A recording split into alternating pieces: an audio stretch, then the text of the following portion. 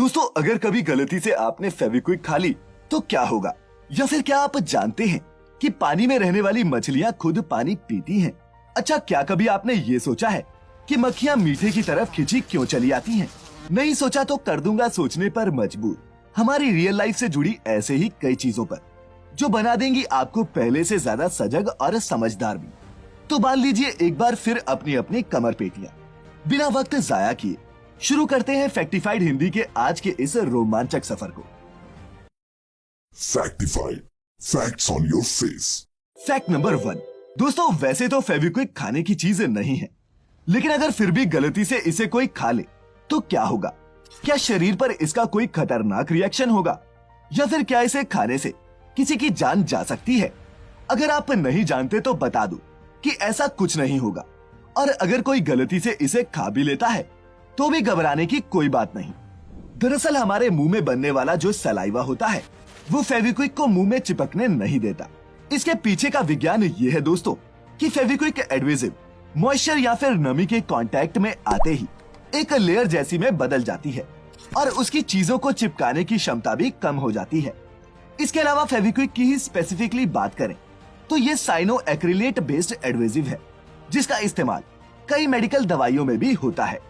तो कुल मिला के बात ये है कि फेविक्विक गलती से मुंह में चली भी जाए तो कोई टेंशन वाली बात नहीं है। Fact number 2। दोस्तों, मीठा कई लोगों की कमजोरी होती है, पर अक्सर आपने भी ये बात नोटिस की होगी कि जहाँ मीठा होता है वहाँ बिन बिनाती हुई मक्खियाँ जरूर आ जाती हैं। लेकिन ये ऐसा क्यों करती हैं, क्या आपने कभी सोचा है? अगर नहीं तो बता दूं कि मक्खियों को हम इंसानों की तरह मीठे के स्वाद से ज्यादा मतलब नहीं होता, बल्कि वो तो इसकी तरफ खिंची चली आती हैं मीठे से मिलने वाले एफिशिएंट मेटाबॉलिज्म की वजह से। अब अगर क्रेब्स साइकिल के बारे में आपने कुछ भी पढ़ा है तो आप ये तो जानते होंगे कि मक्खियां भी दूसरे एरोबिक जीवों की तरह एनर्जी ऑब्टेन करने के लिए ग्लूकोज, फ्रक्टोज जैसी अलग अलग शुगर्स को बर्न करती हैं। अब इन शुगर्स को नेचर में ऑब्टेन करने के लिए इन मक्खियों और दूसरे इंसेक्ट्स को कई अलग अलग तरह के कॉम्प्लेक्स फूड्स को खाना पड़ता है, जिनसे फिर वो अपने लिए जरूरी शुगर एक्सट्रैक्ट करती हैं। अब अगर इन मक्खियों को सीधे ही शुगर मिल जाए तो इस पूरे प्रोसेस से बचा जा सकता है और एनर्जी का इंतजाम भी आसानी से हो जाता है। इसीलिए इन मक्खियों को मीठा मिलते ही ये उसकी तरफ खींची चली आती हैं। Fact number 3। दोस्तों, मछली पानी में रहती है, लेकिन क्या मछली पानी पीती है? अगर ये सवाल कभी आपके मन में भी आया है तो आज आपको इस सवाल का जवाब मिलने वाला है।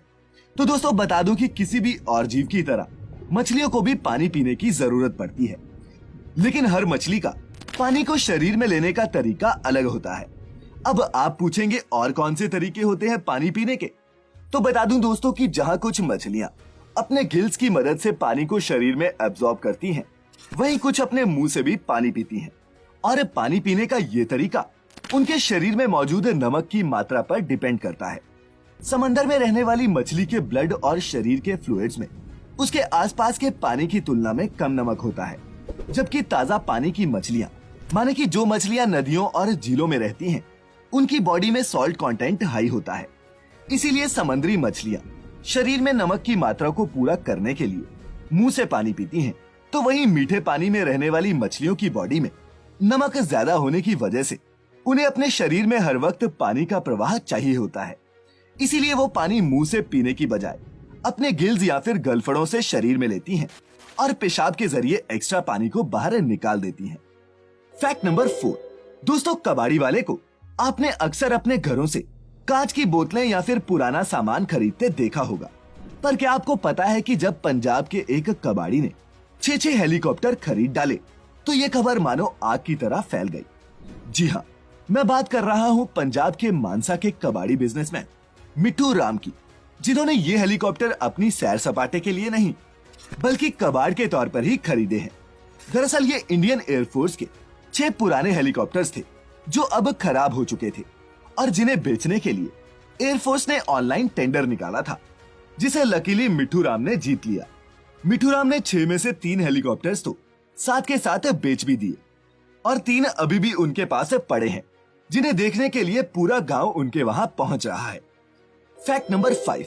दोस्तों, आजकल बिजनेस को प्रमोट करने के लिए लोग एक से एक अजीबोगरीब तरीके से प्रमोशनल ऑफर देते नजर आते हैं, पर न्यू ऑरलियंस अमेरिका के द रूजवेल्ट होटल की एक प्रमोशनल स्कीम तो मार्केटिंग को मानो एकदम नेक्स्ट लेवल ले गई। द रूजवेल्ट ने होटल की 125वीं एनिवर्सरी पर एक गजब की स्कीम निकाली। स्कीम में लोगों को होटल से चुराया हुआ एंटीक सामान वापस लौटाने के बदले प्रेसिडेंशियल स्वीट में 7 रातों का फ्री स्टे और फ्री मील्स ऑफर की गई। दोस्तों, अगर आपको कोई आइडिया नहीं तो बता दूं कि द रूजवेल्ट के प्रेसिडेंशियल स्वीट में 7 रातों की बुकिंग कॉस्ट ही $15,000 माने कि 1,10,000 रुपए के आसपास है। होटल ने अपने इस ऑफर में ये भी वादा किया कि वो ना तो चुराए हुए सामान को लेकर उनसे कोई सवाल पूछेंगे और ना ही किसी पर भी पुलिस केस किया जाएगा। यही नहीं, प्रमोशनल खत्म होने के बाद लोगों द्वारा चोरी किया गया सामान भी उन्हें लौटा दिया जाएगा। और दोस्तों, होटल ने ये स्कीम इसलिए ऑफर की ताकि वो चोरी हो चुके अपने एंटीक सामान को होटल की 125वीं सालगिरह पर शोकेस कर सके।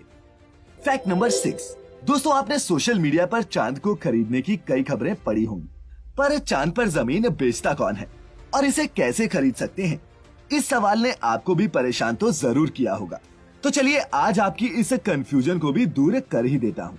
दरअसल इंटरनेट पर कई वेबसाइट्स हैं जो चांद पर जमीन बेचने का दावा करती हैं और इनमें से लूनर लैंड सबसे पॉपुलर वेबसाइट है। ये वेबसाइट लोगों को 2400 रुपए एकड़ के हिसाब से चांद पर जमीन बेचती है। ऑनलाइन पेमेंट करते ही वेबसाइट आपको जमीन के कागजात, सर्टिफिकेट और रजिस्ट्री के कागज दे देती है और इसके अलावा आपको चांद पर अपनी जमीन की लोकेशन और पृथ्वी से आपकी जमीन तक की दूरी भी बताती है। माने कि आपको पूरा यकीन हो जाएगा कि आपके पास भी चांद पर प्लॉट है। पर आपको बता दूं कि कानूनी तौर पर यह पॉसिबल नहीं है। दरअसल साल 1967 में दुनिया भर के 104 देशों ने आउटर स्पेस ट्रीटी पर साइन किया था, जिसके अनुसार चांद किसी भी देश के अंडर नहीं आता और कोई भी उस पर अपना अधिकार नहीं जमा सकता। लेकिन ये लूनर लैंड वाले बहुत चालाक हैं। उन्हें पता है कि आप चांद पर खरीदे गए टुकड़े को खुद जाकर कहां ही देखने वाले हैं और अभी चांद पर पहुंचना और फिर बसना एक बहुत दूर की कौड़ी है। इसीलिए चांद पर जमीन खरीदना सेल्फ सेटिस्फैक्शन से ज्यादा कुछ भी नहीं है। Fact number 7।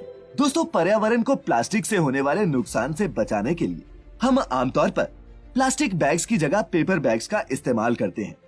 कई देशों ने तो प्लास्टिक को पूरी तरह से बैन कर दिया है। पर क्या आप जानते हैं कि कागज के बने ये पेपर बैग्स हमारे पर्यावरण के लिए प्लास्टिक बैग जितने ही खतरनाक होते हैं। सन 2011 में नॉर्दर्न आयरलैंड असेंबली द्वारा की गई एक रिसर्च में ये बात सामने आई थी कि एक पेपर बैग को बनाने में एक प्लास्टिक बैग के मुकाबले 4 गुना ज्यादा एनर्जी लगती है और पेपर बैग्स को बनाने में इस्तेमाल होने वाले केमिकल्स और फर्टिलाइजर्स भी प्लास्टिक बैग से कहीं ज्यादा पॉल्यूशन फैलाते हैं। माने कि अगर सब चीजों पर गौर करें तो पेपर बैग इस्तेमाल करना कोई अच्छा ऑप्शन नहीं है। ऐसे में रिसर्चर्स का मानना है कि बैग्स चाहे किसी भी चीज से बने हो, लेकिन अगर आप एनवायरनमेंट को डैमेज नहीं करना चाहते तो इसका एक ही सॉल्यूशन है और वो ये है कि बैग्स चाहे प्लास्टिक से बने हो या पेपर से, आप इन बैग्स को ज्यादा से ज्यादा रीयूज करें। सबसे बेहतर है कि आप जब भी कुछ सामान खरीदने के लिए बाजार में जाएं, अपना कपड़े का थैला अपने साथ लेकर जाएं। Fact number 8। दोस्तों, दूसरे जानवरों की तरह सांप के पास लड़ने के लिए बड़ा सा शरीर या फिर नुकीले पंजे तो नहीं होते, लेकिन फिर भी ये अपने एक डंक से किसी की भी जान सेकंड्स में ले सकते हैं। हाँ, ये भी सच है कि ज्यादातर सांप जहरीले नहीं होते, लेकिन जिनमें जहर होता है वो आता कहां से है? क्या ये जंगली पेड़ पौधों से जहर इकट्ठा करते हैं या फिर इसके पीछे कोई और सीक्रेट है? खैर दोस्तों, ज्यादा सोचने की जरूरत नहीं, क्योंकि सांपों को जहर किसी जंगली पेड़ पौधे से नहीं मिलता, बल्कि उनके मुंह में मौजूद सलाइवरी ग्लैंड में ही बनता है। आमतौर पर सलाइवा में ऐसे एंजाइम्स और प्रोटीन्स होते हैं जो खाने को पचाने में मदद करते हैं, लेकिन नेचुरल सिलेक्शन के प्रोसेस से गुजरते हुए सांपों की कुछ प्रजातियां ऐसी निकल कर आई जिन्होंने अपने इन्हीं एंजाइम्स और प्रोटीन्स को टॉक्सिक बना दिया और इस सांपों में ये जहर बनने लगा। यूके की बेंगोर यूनिवर्सिटी ने जब किंग कोबरा के जहर पर रिसर्च की, तब ये बात निकलकर सामने आई थी कि इसका जहर और कुछ नहीं बल्कि मामूली प्रोटीन्स का ही स्लाइट वेरिएशन होता है। Fact number 9। दोस्तों, मकड़ियों को जहां जगह मिलती है वो अपना जाला बना लेती हैं। पर क्या आपको पता है कि हाल ही में ऑस्ट्रेलिया में मकड़ियों ने एक बड़े इलाके को अपने जाल से ढक डाला? जी हाँ, ये मामला ऑस्ट्रेलिया की विक्टोरिया स्टेट का है, जहां मकड़ियों ने एक पूरे कस्बे को ही जाल से ढक डाला और इसका कारण बना मौसम में आया बदलाव। पिछले कुछ दिनों में इस इलाके में बहुत बारिश हुई और पूरे इलाके में बाढ़ के हालात बन गए।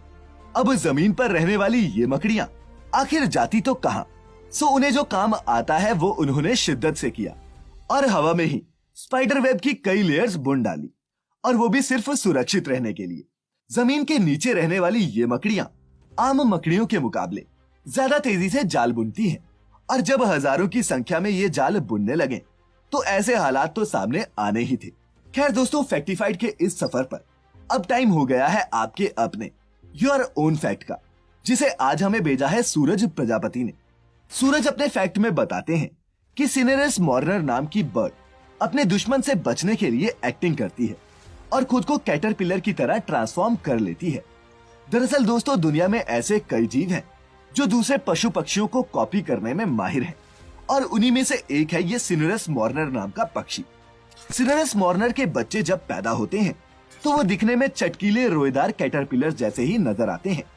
खतरा महसूस होने पर इस बर्ड के चिक्स घोंसले में कैटरपिलर की तरह हो जाते हैं, और ये एक्टिंग सिर्फ इसलिए ताकि वो किसी शिकारी का शिकार बनने से बच जाए। लेकिन हाँ, बड़े होने पर इनका रंग रूप बिल्कुल बदल जाता है और ये बेहद खूंखार और खतरनाक भी बन जाते हैं। खैर, आप ना खूंखार बनिएगा और न खतरनाक, कुछ बनना ही होगा तो सजग और समझदार बनिएगा, ताउम्र काम आएगा। खैर, वीडियो से कुछ भी नया सीखा हो तो इसे अपने दोस्तों के साथ शेयर जरूर कीजिएगा। भाई को आपसे बस इतनी ही सपोर्ट चाहिए। मिलेंगे जल्द ही कुछ नए, कुछ इंटरेस्टिंग फैक्ट्स के साथ। तब तक अपना ख्याल रखें, खुश रहें, और वीडियो अंत तक देखने के लिए आपका बहुत बहुत शुक्रिया।